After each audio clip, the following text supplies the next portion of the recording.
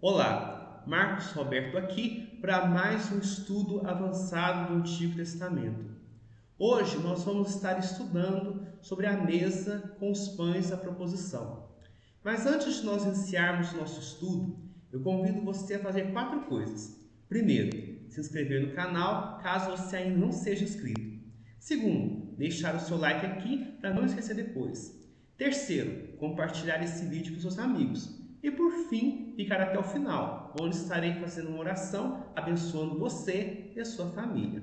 Então, vamos lá!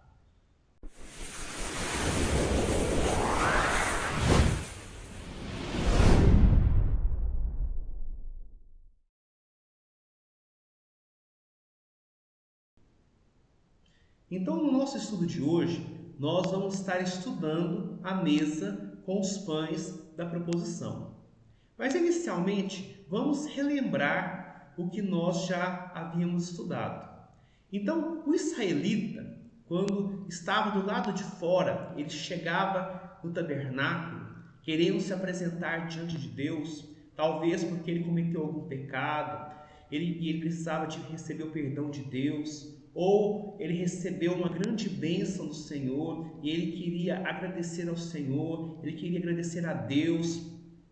Então, ele queria trazer uma oferta ao Senhor. Então, quando ele se aproximava do tabernáculo, ele via apenas os muros de cortina de linho e via o topo da tenda da congregação, que parecia como se fosse uma montanha de areia. Então, quando ele olhava para as paredes de linho, para as cortinas de linho, que formavam uma parede, que formavam um muro em volta do tabernáculo, ele percebia a justiça que Deus havia exigido dele, mas que ele não conseguiria cumprir, conseguiria cumprir o padrão de Deus, satisfazer o padrão de Deus. Deus é santo, Deus é perfeito. Então, por mais que o homem tente fazer o bem, ele jamais pode alcançar esse bem porque ele é pecador. E o linho das cortinas representava a justiça de Deus e a justiça que Deus exigia do homem. Somente um homem foi tão puro, foi tão claro, foi tão alvo como o linho dessas cortinas. E esse homem era Jesus. Então o israelita do lado de fora, quando olhava para essas cortinas, ele percebia que ele era incapaz de entrar, de satisfazer o padrão de Deus. Então ele observava as colunas de bronze. As colunas de bronze mostravam que Deus ele é justo, que Deus tem que trazer o juízo. Ele é pecador, não consegue satisfazer o padrão de Deus, satisfazer a justiça de Deus. Então ele merece a punição, merece o juízo divino. Mas quando ele olhava lá para o alto, ele olhava para as pontas das colunas, dos postes, ele via que era de prata. Então ele reconhecia que Deus havia encontrado uma maneira para que ele pudesse ser aceito diante do Senhor. Então a prata representa na Bíblia resgate, ou seja, Deus resgatou o homem dos seus fúteis procedimentos através do sangue de Jesus. Então nós nos apresentamos diante de Deus, não é porque somos bonzinhos, não é porque fazemos coisas boas, não são as nossas obras que nos capacitam a estar na presença de Deus, mas é a bondade do Senhor, é a misericórdia divina, é o sangue de Jesus que foi derramado numa cruz para abrir o acesso até a presença de Deus. Então, embora o tabernáculo estivesse cercado por uma parede, por um muro de cortinas brancas, havia uma porta multicolorida e essa porta estava aberta para todos aqueles que reconheciam o Senhor como Salvador. Eles reconheciam a sua pecaminosidade, sabiam que nada poderiam fazer por si mesmos e olhavam para Deus. Tinham fé no sacrifício que um dia Jesus ia realizar ali na cruz do Calvário. Jesus mesmo ele se apresentou como a porta. Eu sou a porta. Quem entrar por mim será salvo. Então o israelita entrava dentro do tabernáculo pela porta. Observe que não existe outra porta, que não existiam outras portas. Apenas uma única porta. Existe somente um caminho para chegarmos à presença de Deus. E esse caminho é Jesus. Jesus mesmo disse: eu sou o caminho, a verdade e a vida. Ninguém vem ao Pai senão por mim. Então, quando ele entrava no tabernáculo pela porta, ele se deparava com um altar de bronze. Nesse altar, ele oferecia o seu sacrifício, reconhecendo que um dia Jesus, o Filho de Deus, uma vítima inocente, iria derramar o seu sangue para que ele pudesse ser perdoado. E pela fé, ele cria que os seus pecados eram perdoados. Então, ao receber o perdão de Deus, ao receber a aprovação de Deus por meio do sacrifício de uma vítima inocente, aquele israelita ia embora para sua casa feliz, justificado, não porque ele era justo por si próprio, mas por causa da justiça de Cristo, que era imputada na vida dele através da fé. E então o israelita comum, ele só poderia vir até o altar de bronze. E aí ele iria embora. Mas os sacerdotes da linhagem de Arão, eles poderiam continuar o percurso até entrar na tenda da congregação, do tabernáculo propriamente dito. Então, antes de entrar no tabernáculo, nós já estudamos que os sacerdotes da linhagem de Arão precisavam lavar as suas mãos e os seus pés na bacia de bronze. Isso representando que para nós estarmos na presença de Deus é necessário santificação. Josué capítulo 3, verso 5 fala: santificai-vos, porque amanhã o Senhor fará maravilhas no meio de vós. Para vermos a glória de Deus é necessário nós nos santificarmos, nós abandonarmos uma vida de pecado, uma vida de devassidão, reconhecermos a bondade do Senhor, reconhecermos a misericórdia do Senhor, afastarmos daquilo que é mal e procurarmos fazer aquilo que é bom. Então precisamos estar nos santificando. O apóstolo Paulo, lá na sua carta aos Tessalonicenses, 1 Tessalonicenses 4, verso 3, fala: porque esta é a vontade de Deus, a vossa santificação. Que cada um de vós saiba possuir o próprio corpo em santificação e honra. Aí é o verso 4. Ou seja, sem santificação, ninguém verá o Senhor. Então, para nós entrarmos dentro do santuário, para o sacerdote da linhagem araônica entrar dentro do santuário, era necessário ele ter uma vida santa. Para servir a Deus é necessário ter uma vida santa.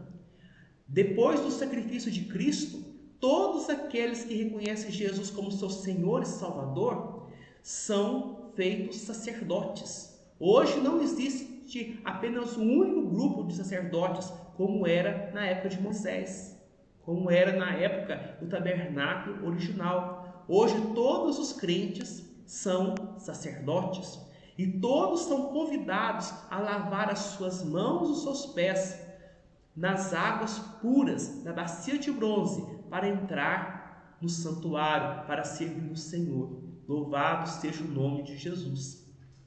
Então, quando ele entrava no santuário, era para servir. E esse santuário central, ele era formado por dois compartimentos. O primeiro compartimento, o santo lugar, ou lugar santo, e o segundo compartimento, o santíssimo lugar, ou santo dos santos. Esses dois locais principais dentro da tenda eram separados por um véu. Então, aqui nós temos uma planta também que eu peguei na internet, muito interessante. Então, mostra aqui a planta do tabernáculo. Então, nós temos inicialmente esse retângulo que constitui o átrio, que limita o átrio.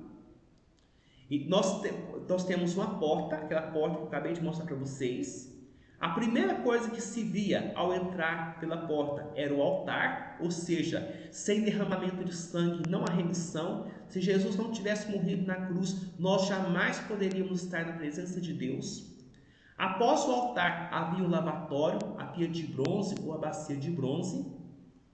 E aqui nós temos a tenda. Então essa parte aqui é a tenda que eu acabei de mostrar. Essa região aqui, ó, essa barraca. Então olha só que interessante. Nessa barraca havia 2 compartimentos. O lugar santo, como eu acabei de dizer, e o santo dos santos. No santo lugar havia a mesa dos pães da proposição, o candelabro de ouro, o altar de incenso. Havia um véu separando o lugar santo dos santos. E no santo dos santos havia a arca da aliança, que era o objeto central de culto, que representava a presença de Deus no meio do seu povo. Os sacerdotes da linhagem de Arão podiam entrar todos os dias aqui no santo lugar para servir o Senhor. Mas aqui no Santo dos Santos, eles não podiam entrar. Apenas o sumo sacerdote, uma única vez no ano, poderia entrar para ministrar diante do Senhor no Santo dos Santos. Aleluia! Louvado seja Deus! Aqui temos uma outra imagem descortinando o tabernáculo.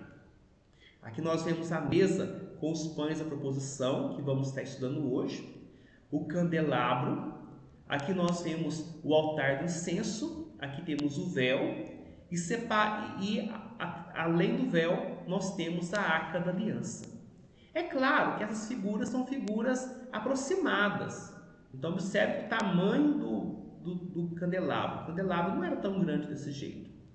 Então aqui apenas algumas aproximações, algumas representações simbólicas. Nós não sabemos como eram de fato esses objetos originais. Então olha só que interessante. Os objetos principais do santuário. O altar de holocausto, que era feito de bronze e ficava lá fora da tenda da congregação, ficava no pátio. A bacia de bronze também ficava no pátio. A mesa dos pães da proposição, que ficava dentro do santo lugar. O candelabro de ouro, ou menorá, que ficava também no lugar santo. O altar de incenso, que também ficava no lugar santo. E a arca da aliança, que ficava no santíssimo lugar. Amém?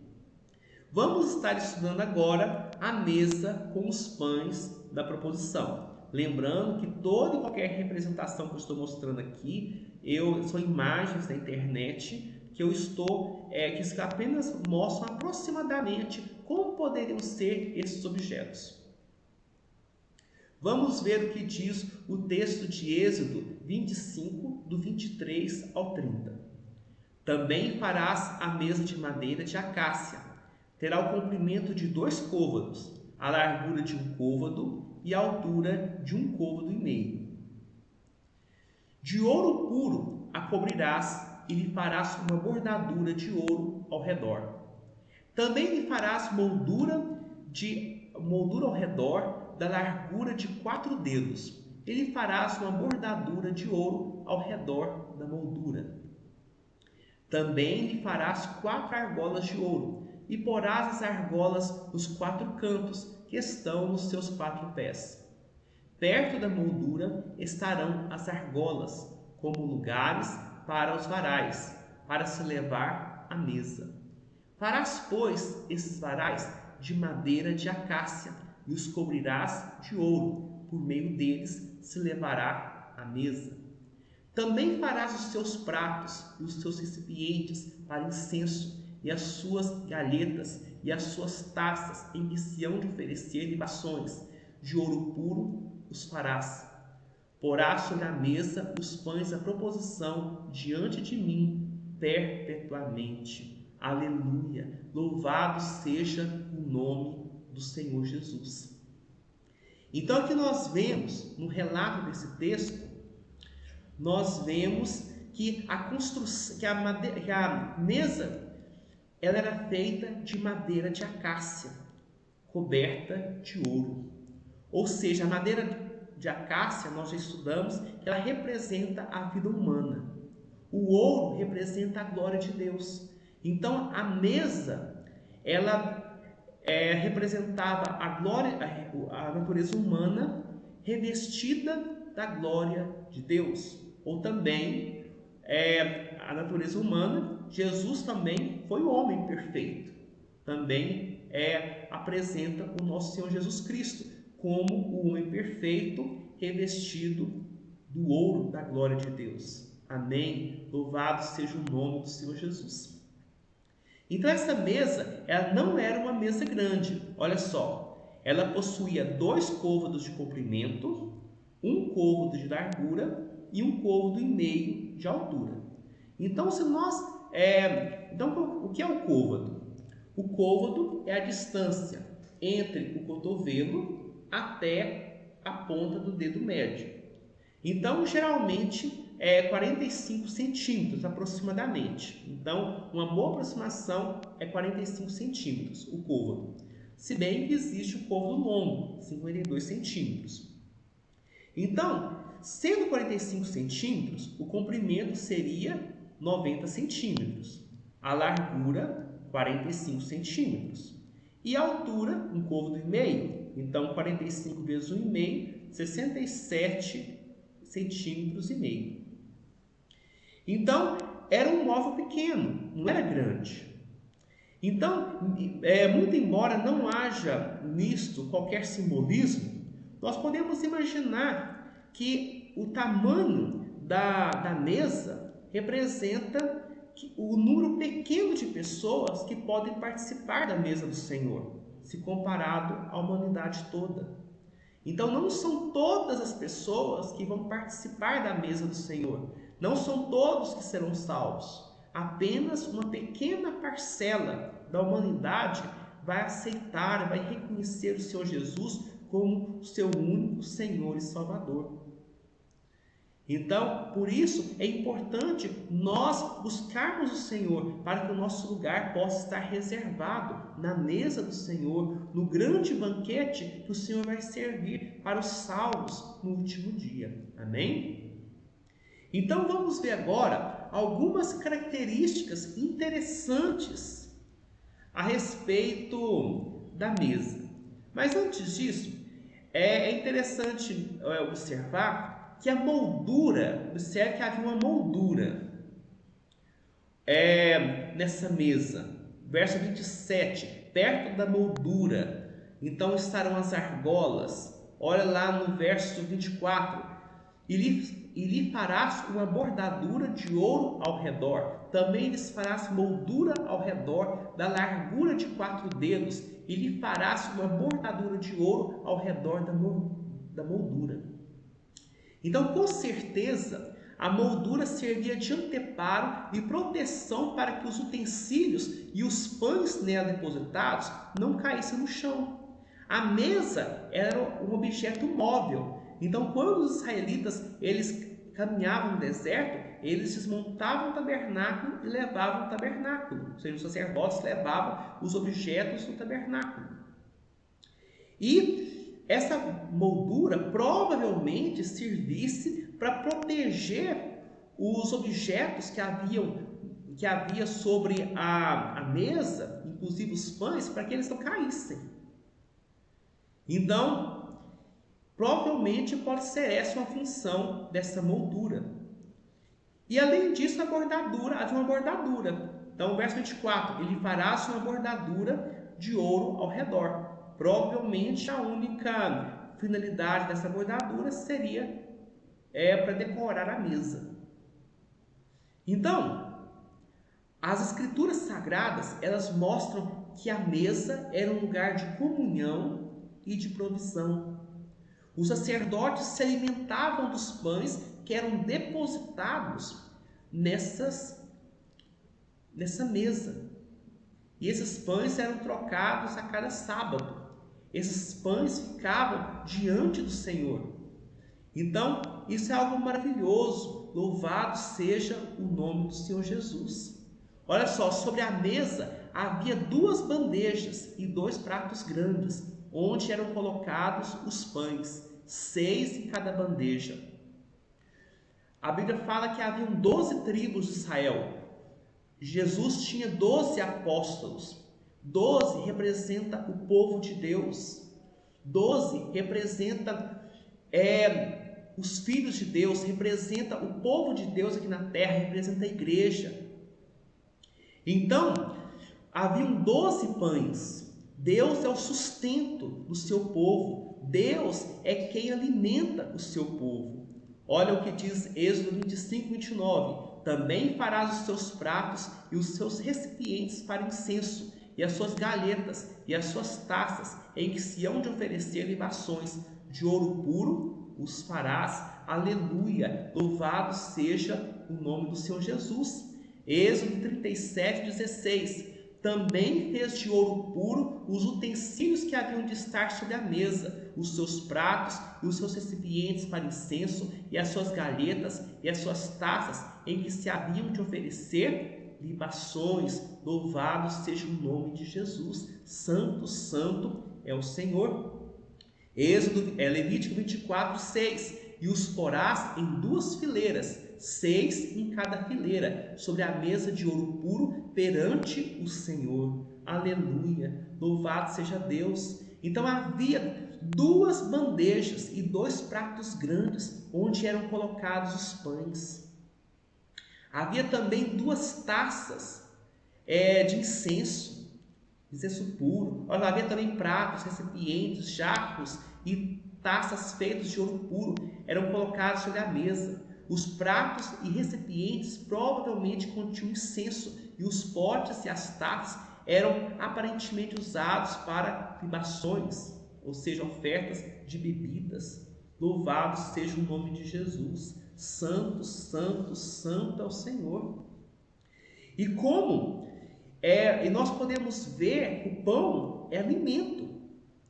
É alimento para o povo de Deus, é alimento para a vida humana. Nós precisamos de alimento físico, mas nós também precisamos de alimento espiritual. O ser humano, ele não é apenas matéria, não é apenas corpo físico. O nosso corpo físico precisa de água, precisa de alimento, precisa de exercícios físicos, precisa de vitaminas, proteínas, sais minerais e muitas outras coisas. Mas nós não somos apenas corpo físico, nós não somos apenas matéria. A Bíblia diz que nós somos espírito, nós temos um corpo espiritual, nós temos uma parte espiritual, nós temos uma alma. Então, por isso é necessário nós alimentarmos também a nossa alma, alimentarmos o nosso espírito, alimentarmos a nossa parte que não é física.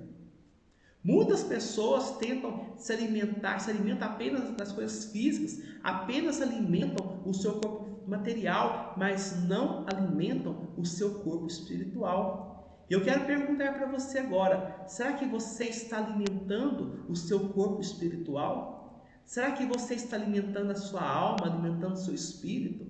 A Bíblia fala que quando Deus criou o homem, Deus o fez alma vivente.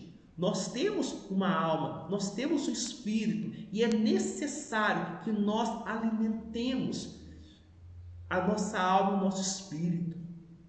Então a mesa, com os pães da proposição, nos chama a atenção para a nossa alimentação espiritual.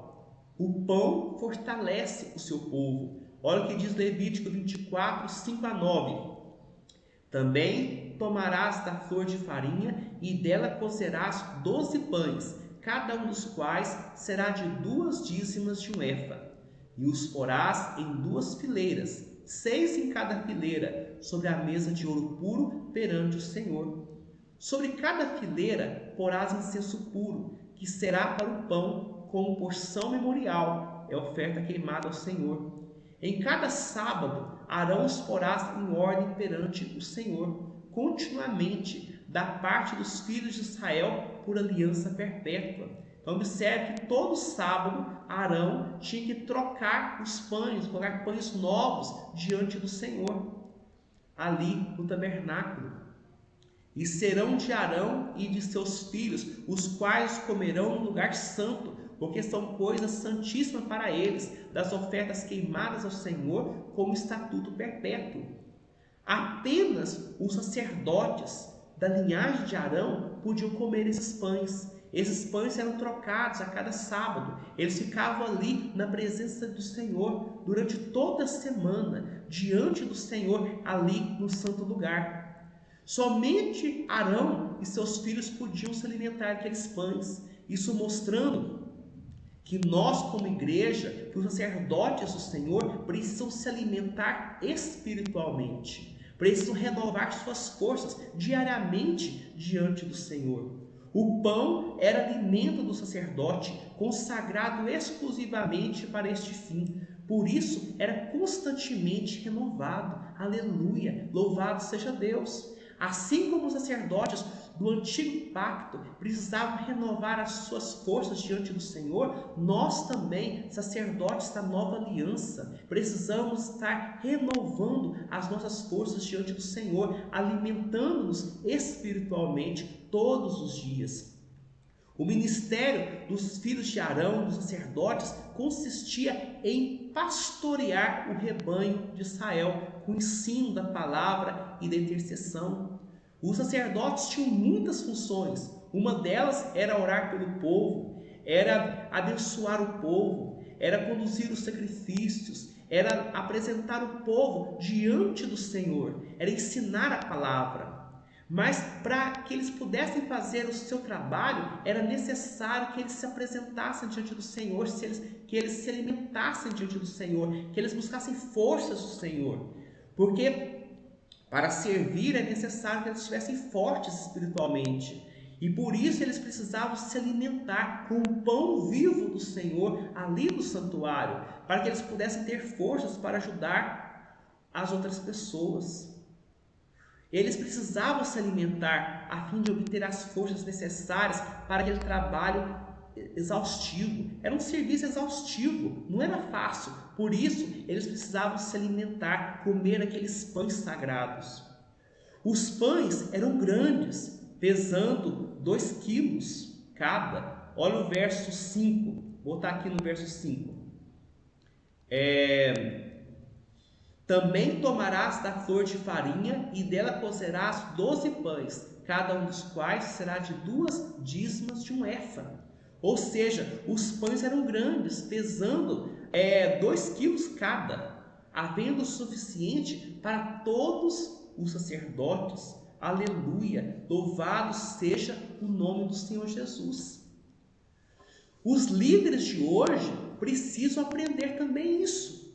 Eu vejo muitos pastores, muitos líderes religiosos que fazem o bem, que pregam a palavra de Deus, que evangelizam, que discipulam, que pregam a palavra de Deus, mas eles não têm tempo, muitas vezes, para fazer o seu culto doméstico. Muitas vezes eles estão tão preocupados em ajudar as pessoas. Aqui eu estou falando sobre os líderes honestos, os líderes verdadeiros, os profetas verdadeiros do Senhor, não os falsos profetas. Então, os verdadeiros líderes, os servos de Deus, aqueles que pastoreiam com amor o povo de Deus, muitas vezes eles ajudam, eles aconselham, estão sempre se dedicando aos outros, mas eles não têm tempo, muitas vezes, para se renovar diante do Senhor, para gastar tempo com oração, com a leitura bíblica, fazendo um culto doméstico, cuidando do seu espírito. Estão tão preocupados com os outros, estão tão preocupados com a igreja, que se esquecem de si mesmos. Jesus disse que nós precisamos amar o nosso próximo como a nós mesmos. Então, antes de nós amarmos o nosso próximo, antes de nós servirmos o nosso próximo, precisamos servir a nós mesmos, precisamos cuidar de nós, precisamos cuidar da nossa saúde espiritual, precisamos estar nos alimentando espiritualmente. A Bíblia diz que quando o povo de Israel estava no deserto, todos os dias o povo colhia o maná. Deus fazia chover pão do céu e o povo se alimentava daquele maná sagrado. E é interessante que eles não podiam guardar o maná para outro dia, eles não podiam guardar o pão para o outro dia, porque se eles guardassem o pão de hoje para amanhã, o pão apodrecia, cheirava mal, dava bichos. Então eles precisavam comer todos os dias a parte daquele dia, ou seja, cada dia eles tinham que comer uma porção daquele pão sagrado. E da mesma forma, todos os dias nós precisamos estar nos alimentando espiritualmente. Nós não podemos alimentar apenas um dia. Eu vou alimentar só no domingo e não vou me alimentar nos outros dias da semana. De maneira alguma, isso vai dar certo.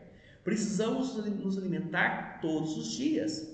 O pão de hoje não serve para amanhã. No caso de Israel, havia o domingo, o sábado, um dia onde eles podiam colher em dobro, porque no sábado eles não podiam colher. Então, no sexto dia eles podiam colher em dobro, para que no sábado eles não colhessem, para que eles pudessem descansar. Mas todos os dias eles tinham que colher o seu maná, ou seja, todos os dias eles tinham que comer o seu pão, uma porção do pão sagrado. E da mesma forma, todos os dias nós precisamos tomar uma porção do pão sagrado do Senhor. Precisamos ter um tempo para lermos a Bíblia, um tempo para estudarmos as Escrituras Sagradas. Não adianta somente ler a palavra, precisamos estudar a palavra, precisamos meditar na palavra.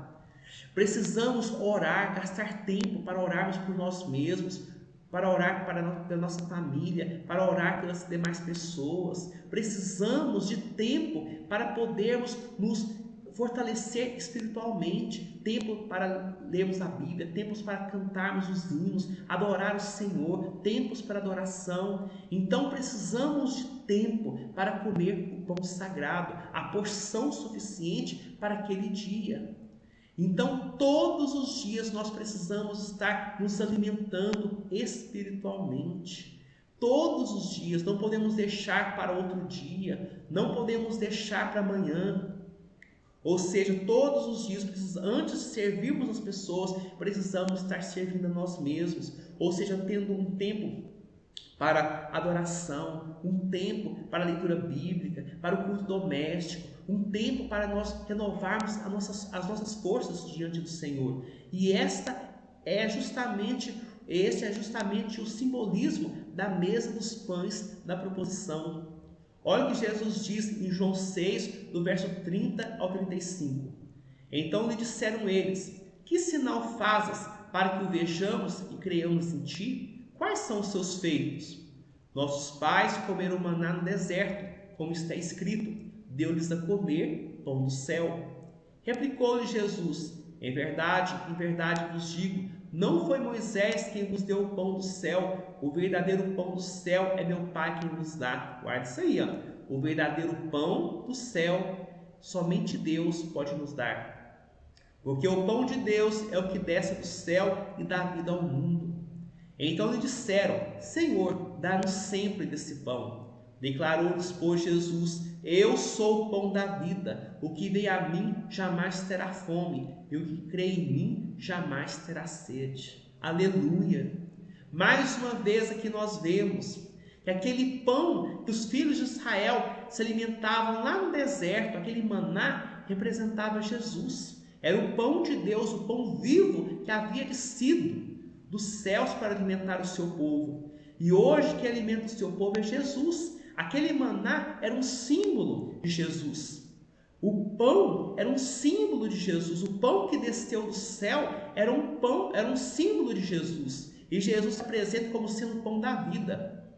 Eu sou o pão da vida. O que vem a mim jamais terá fome. Aleluia! Jesus é o verdadeiro pão da vida, o pão que Deus dá ao seu povo, o pão que Deus alimenta o seu povo. E eu pergunto para você: será que você tem se alimentado desse pão? Será que você crê que somente Jesus pode saciar a sua fome espiritual? Muitas vezes nós temos tentado saciar a nossa fome espiritual com coisas pecaminosas, com pecado, com vícios, com ídolos. Mas o único alimento que pode saciar a nossa fome é o alimento espiritual, é Jesus. Jesus é o pão vivo que desceu do céu e que alimenta a nossa alma, que sacia a nossa fome. Então é o Senhor que nos preenche. E eu pergunto para você, você tem saciado a sua fome em Jesus? Você tem se alimentado do pão vivo que desceu do céu? Você crê em Jesus? Você crê que Jesus é seu único Senhor e Salvador? Porque somente Jesus pode saciar a sua fome, somente Jesus pode fortalecer o seu espírito, somente Jesus pode dar significado para a sua vida. Esse é o simbolismo da mesa com os pães da proposição. João 6, 48 e 51. Eu sou o pão da vida. Vossos pais comeram pão no deserto e morreram. Este é o pão que desce do céu, para que todo que dele comer não pereça. Eu sou o pão vivo que desceu do céu. Se alguém dele comer, viverá eternamente. E o pão que eu darei pela vida do mundo é a minha carne.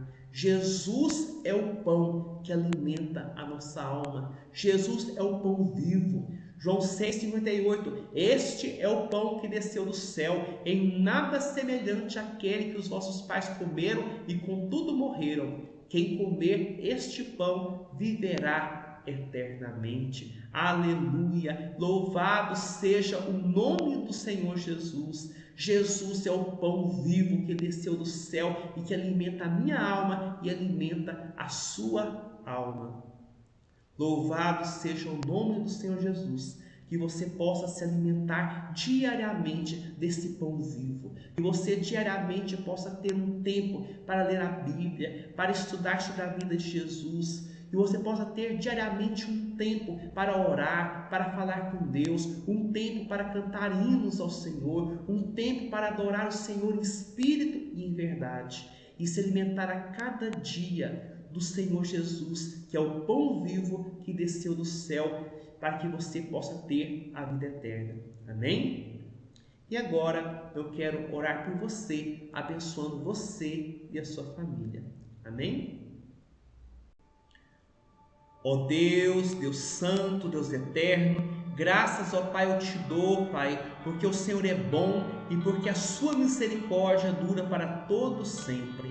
Bendito seja o Senhor, ó Pai, que sempre, ó Deus, atende às nossas orações, que sempre ouve as nossas orações. Bendito seja o Senhor, ó Pai, que está sempre cuidando do seu povo, Pai. Bendito seja o nome do Senhor Jesus. Não existe outro Deus além do Senhor, ó Pai. Não existe outro que mereça adoração a não ser o Senhor, ó Pai. Só o Senhor é santo, só o Senhor é reto, só o Senhor é gracioso, Pai. Ó Deus, como é bom podermos confiar nas Tuas promessas. Como é bom podermos confiar em Ti, Pai. Santo, santo, santo é o Senhor, ó Pai. Não existe outro Deus além do Senhor, ó Deus. Ó Deus, quem é semelhante ao Senhor nosso Deus, cujo trono está nas alturas, que se inclina para ver o que se passa no céu e sobre a terra, Pai. Eu te louvo, ó Deus, porque o Senhor está sentado num alto e sublime trono, mas o Senhor também se inclina para ver o que se passa na terra. O Senhor se inclina para ver o que se passa no céu sobre a terra. O Senhor se inclina para ver, ó Deus, o que está se passando comigo e com cada um dos teus filhos. Bendito seja o nome do Senhor Jesus, ó Pai. Não existe outro Deus além do Senhor, ó Pai. Não existe outro que mereça a nossa adoração a não ser o Senhor. Santo, santo, santo é o Senhor Deus Todo-Poderoso. Santo é o Deus Pai, santo é o Deus Filho e santo é o Deus Espírito, Pai. Toda honra e toda glória sejam dadas ao nome do Senhor Jesus, ó Pai. Bendito seja o nome de Jesus, ó Pai. Ó Deus, Deus Santo, eu te louvo, Pai, porque o Senhor Jesus é o pão da vida, é o pão vivo que desceu do céu, é o único, ó Deus, que pode, ó Deus, saciar a nossa fome de existência. O Senhor é o único que pode satisfazer a nossa fome espiritual, Pai, porque a Tua palavra diz que o Senhor, ó Deus, quando criou o homem do pó da terra, o Senhor soprou nele, ó Deus, o fôlego da vida, e ele passou a ser alma vivente, Pai. Eu te louvo, Senhor Jesus, ó Pai, porque o homem, ó Deus, ele não é apenas, Senhor Jesus, ó Deus, matéria, não é apenas corpo físico, mas ele é espírito, ele possui uma alma. Bendito seja o nome do Senhor, ó Pai. E o Senhor, ó Deus, é o único que pode, ó Deus, saciar a nossa fome existencial. O Senhor é o único, ó Deus, que pode saciar, ó Deus, a nossa fome espiritual. Bendito seja o nome do Senhor Jesus. Não existe outro Deus além do Senhor, ó Pai. Ó meu Deus, Deus Santo, o Senhor disse: eu sou o pão da vida. Senhor Jesus, somente o Senhor, ó Pai, pode dar a vida eterna a todos aqueles que creem em Ti, Pai. E ó Deus, nós cremos no Senhor, nós reconhecemos que só o Senhor Jesus é Deus e que não existe outro Deus além do Senhor, ó Pai. Nós reconhecemos, ó Deus, que somos pecadores, ó Pai, que somos maus, nós nos arrependemos dos nossos pecados, ó Pai, e reconhecemos, ó Deus, a nossa necessidade, ó Deus, de sermos perdoados, de sermos cobertos pelo sangue de Jesus. A Tua palavra diz que o sangue do Senhor Jesus Cristo nos purifica de todo pecado. Perdoa, ó Deus, os nossos pecados, ó Deus, alegre o nosso coração, renove as nossas forças. A Tua palavra diz, ó Deus, no livro do profeta Isaías, que o Senhor faz forte ao cansado e multiplica as forças àquele que não tem nenhum vigor.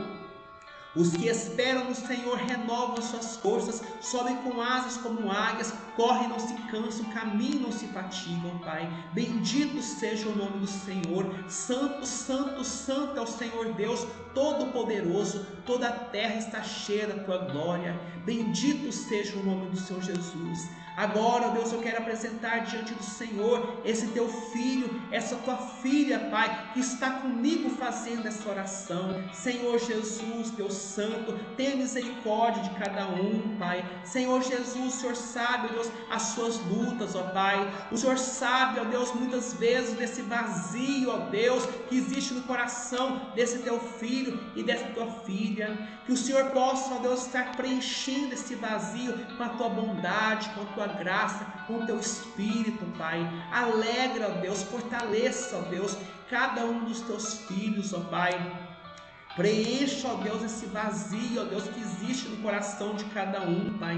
Que eles possam reconhecer que só o Senhor Jesus é Deus e que não existe outro Deus além do Senhor. Que eles possam reconhecer que precisam de Ti, Pai, e possam se alimentar, ó Deus, do Teu pão espiritual, Pai, o Teu pão da vida. Jesus é o pão da vida. Que eles possam, ó Deus, ter comunhão com o Senhor Jesus, ó Pai. Ó, meu Deus, olha para os problemas que eles estão passando, para os desafios que eles estão enfrentando. Eu não sei, Senhor Jesus, quais são os problemas que esse Teu filho, que essa Tua filha está enfrentando agora, mas o Senhor sabe, Pai. Ó, meu Deus, dê a cada um saúde, Pai. Cura, Senhor Jesus, cada enfermidade, Pai. O Senhor tem poder, ó Pai. Quando o Senhor estava aqui na terra, o Senhor curou, Deus, os enfermos, Pai. Cura todos aqueles que estão enfermos agora, todos aqueles que precisam, Deus, da Tua cura, Pai. Alegra o coração daqueles que estão tristes, ó Pai. Renova as forças daqueles que não têm nenhum vigor, ó Pai. Senhor Jesus, dê esperança àqueles que já perderam a esperança. Senhor, meu Deus, fortaleça, ó Deus, esse Teu filho, essa Tua filha, Pai. Aqueles que têm problemas, ó Deus, judiciais. Aqueles, ó Deus, que têm problemas de relacionamento, Pai. Eu não sei, ó Deus, quais são as lutas que esse Teu filho e essa Tua filha estão passando agora, mas o Senhor sabe. Eu sei que o Senhor tem todo o poder dos céus e na terra, Pai. Resolva, Senhor Jesus, dê força para os Teus filhos, ó Pai. Ó Deus, vencer esses desafios, ó Pai. Ajuda, ó Deus, esse Teu filho, essa Tua filha. Nós não temos ninguém para nos ajudar a não ser o Senhor, ó Deus. A Tua palavra diz que o Senhor é o Pai dos órfãos e o juiz das viúvas, ó Pai. O Senhor, ó Deus, cuida daquele que está fraco, daquele que está necessitado. O Senhor ama aqueles, ó Deus, que precisam de Ti, aqueles que estão carentes da tua graça, Pai, e que voltam os seus olhares, ó Pai, para o Senhor. Visita esse teu filho e essa tua filha, livre cada um, Pai, do mal, Pai, dê a eles alegria, dê a eles esperança, Pai, no nome do Senhor Jesus. Segura na mão desse teu filho e dessa tua filha que fazem comigo esta oração, livra eles do mal, Pai. Livra eles, ó Pai, do terror noturno, livra eles da seta que voa de dia, da peste que se propaga nas trevas e da mortandade que assola o meio-dia. Livra eles do mal, que nenhuma má notícia venha chegar na sua casa, que não venha faltar nada na casa de cada um deles, Pai, que não venha faltar o alimento físico, que não venha faltar as roupas, as vestiduras, que não venha faltar nada, Pai, que o Senhor possa suprir todas as suas necessidades. Livra eles do mal, Pai, que eles possam sentir desejo, ó Deus, de ler a Tua Palavra, Pai, que eles possam sentir desejo de orar mais, Pai, de cantar louvores ao Senhor, que eles possam ter fome e sede de justiça, Pai, porque bem-aventurados são aqueles que têm fome e sede de justiça, porque a Tua Palavra diz que eles serão fartos. Ó Deus, Deus Santo, Deus Eterno, abençoa cada um que faz comigo essa oração, em nome de Jesus. Amém, amém e graças a Deus. Que o Senhor possa te abençoar poderosamente, que você possa ter alegria no seu coração, que você possa ter forças para vencer as dificuldades, os teus desafios, que o Senhor possa te dar forças, porque aquele que confia no Senhor Jesus é mais do que vencedor. Então, um grande abraço, fique com Deus e até o nosso próximo estudo, se o Senhor assim for servido. Um grande abraço.